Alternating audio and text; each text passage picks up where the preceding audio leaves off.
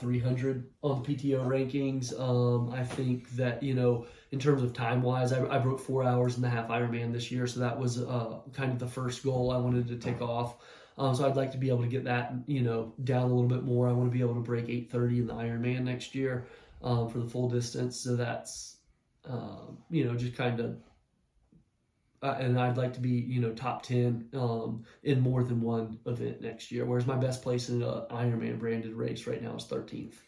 So okay, top 10 overall. Yeah. And then what? I assume you've been top 10 in to get 13th in like some category, like running or biking. Yeah, well, yeah. So individually, like I've placed in, individual sports, but it really doesn't matter. Like I'd rather be 15th in every swim, bike, and run, but then 15th in everything together and get you 8th.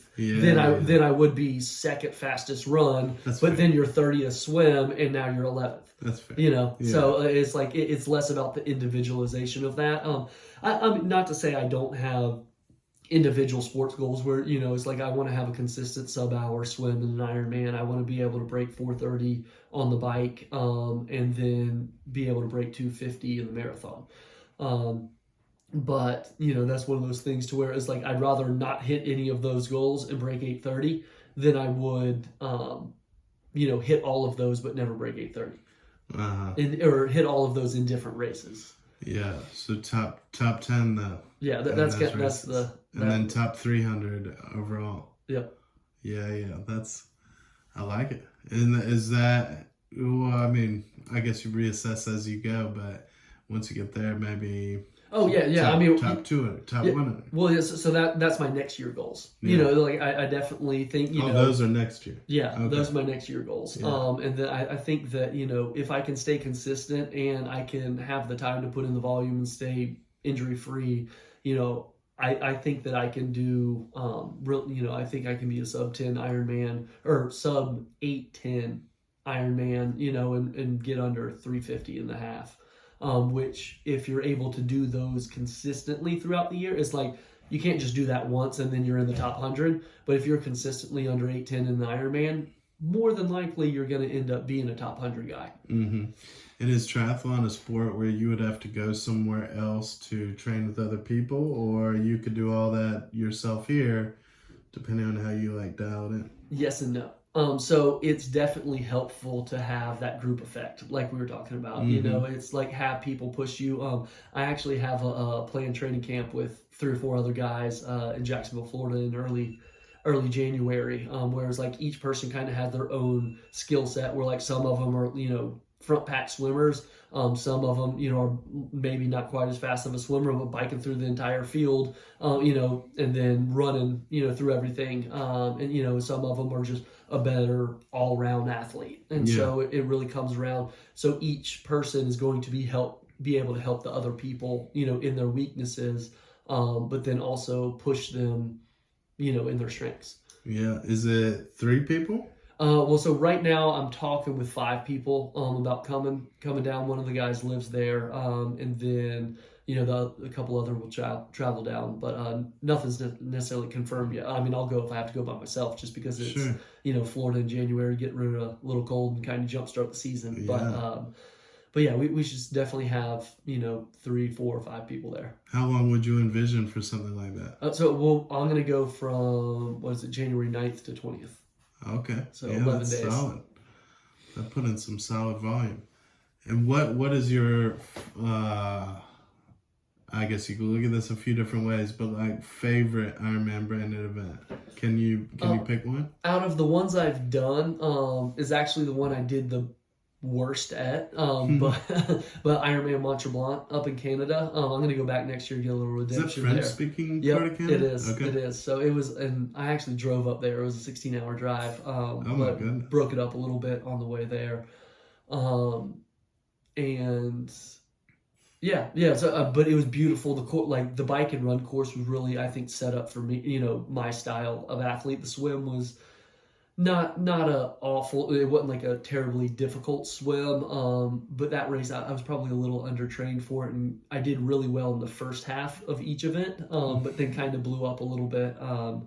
on that. But it just in terms of the overall atmosphere of the event, the people in Canada, or at least in Mont Tremblant, loved the event. There were some, great spectators, volunteers, having fun, and then just the landscape and everything was pretty cool. It was beautiful. Yeah. Oh, yeah. Yeah. I've been like the Calgary, Edmonton, like the Jasper and Banff National Parks area. Yeah.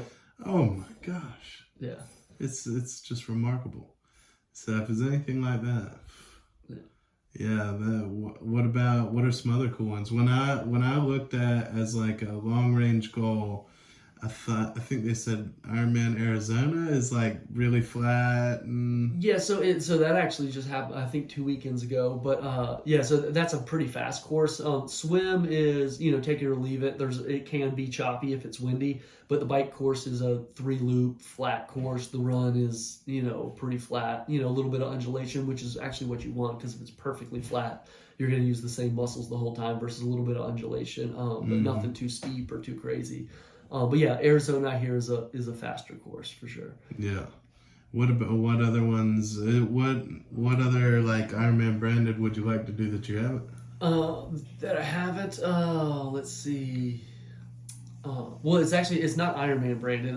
But it's the other kind of competing company is why am I drawing the Challenge Events company, and they have Roth, which is in Germany, but it's a full distance event, and I've just heard that that's a pretty wild like fundraiser. They have this one really, really steep hill where people line it up like they do the Tour de France, where like you're actually riding through the crowds and they're hitting those little noisemakers, and just wild atmosphere. Yeah. So I've heard that's kind of a bucket list race to do.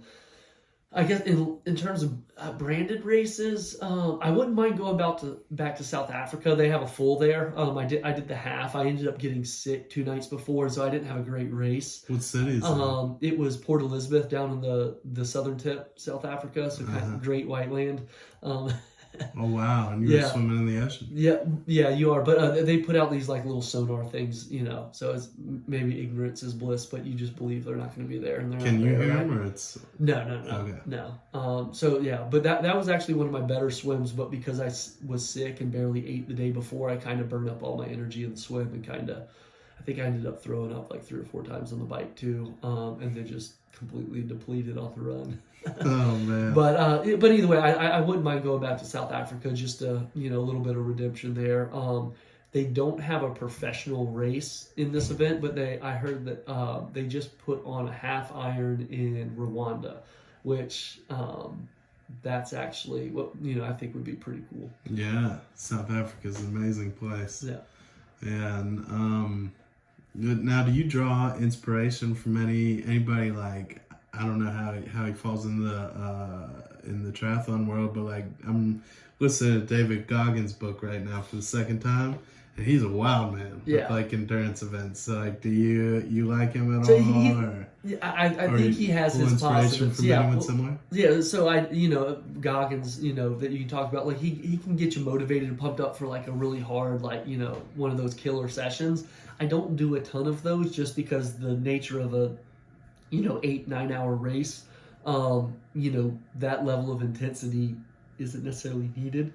But I mean, he can be like if you get into it and whatnot. But I mean, you pull inspiration from just watching other people train, talking to your friends. Like believe it or not, like a lot of my clients that like don't race as fast, I actually get a lot of inspiration from them because like they're doing something that's not necessarily natural to them. Like to me, like endurance sport, I'm not the best in the world. There's definitely people way better than me, but it came natural to me. I'm doing what I'm kind of good at. Not that I can't get better, but I'm doing kind of what I love. Whereas like someone that goes into it, like they're not a natural runner. And then they go out there and it's like, they want to break 40 minutes in a 5K. That's way harder for them to get over that, like to be last in a race, but still hit their goal than it is for me to go do what I'm good at. Right. And so like that's actually pretty inspirational to me, is like to see these people out here that are, like full-time jobs doing their thing. Maybe they, gained a ton of weight. They're trying to get their life back together and doing all that. To me, that's more inspirational than someone that's, has everything handed out to them. They're making six figures, have everything paid for. They're doing, doing their thing, winning every race. Like that's awesome. Yeah. Like you can learn a lot from them because they have had success, and, you want to emulate that type of behavior. But in terms of inspiration, I probably pull it more from the less talented athlete that's like, I'm going to go out there and I'm going to give it what I have, and it doesn't matter, what other people are doing. Yeah,